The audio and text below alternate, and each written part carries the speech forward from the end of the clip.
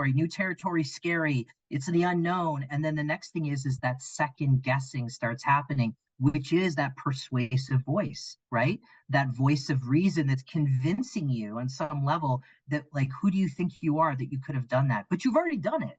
That's the irony of it. You've already done it. You've already pushed through it. And now you're getting the ego kickback of questioning whether you could do it, which is really interesting because effectively you've already accomplished what you were supposed to do if you were at an event or you pushed yourself to a certain level. So some people get it before, they get the inner criticism prior, and then some people get that inner criticism after, where they judge everything they've done. And then there's the people who are in it and it comes up. So again, knowing the flavor of that in any one of those three circumstances assists you to be able to deal with yourself. And you're like, listen, I already accomplished it. I did what I needed to do. I mean, okay, was it perfect? No, of course there's going to be issues. And there's a difference between self-investigation and analysis and looking at what I can refine versus making yourself wrong for creating all those circumstances. But remember, the inner critic's big goal is to create doubt. That's the big goal of the inner critic. It's like doubting what you've done, what you're going to do, what you can do, and your ability. And if you think about it, in Eastern tradition, they call the inner doubt the first vasana. A vasana is the first conditioning we have, and it's doubting our own potential. Right. And if you think about doubting your own potential, that is kryptonite to a business owner. Yeah. Right?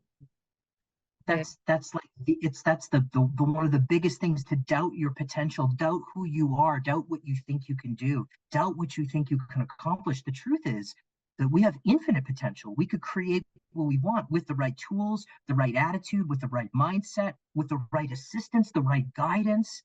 We have the ability to accomplish anything. Yeah. So I think that doubt is a problem. Yeah. And I think that it's a big thing, because it can take someone away from accelerating in their business to literally being, at snail's pace, not achieving those things that they were doing, and just sort of being an ongoing battle of what and who you are. Because sometimes I always think this is also about knowing who you are. Who are you? And when I think sometimes when you are really grounded with that, you know that you can kind of push through. Sometimes, you may have a little fall, you dust yourself off, and you get back out there.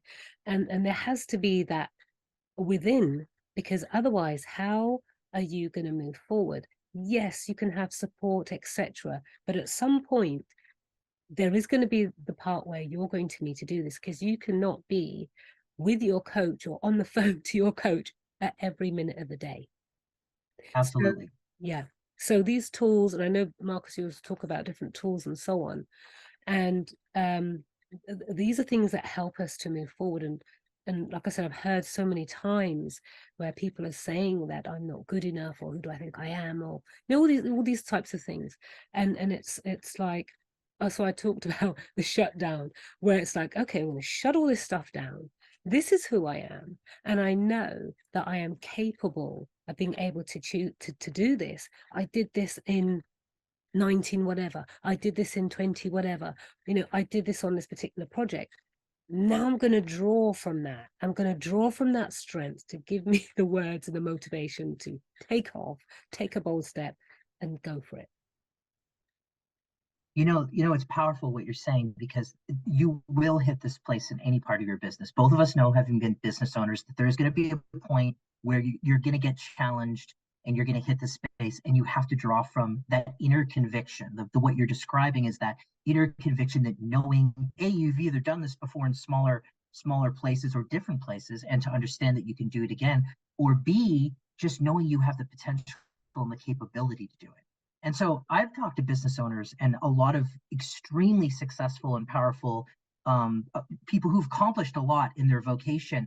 And the common thing that they always say to me is, no matter how many times I'm in this position where I'm launching a new project, a new product, a new idea, I always say to them, do you feel ready?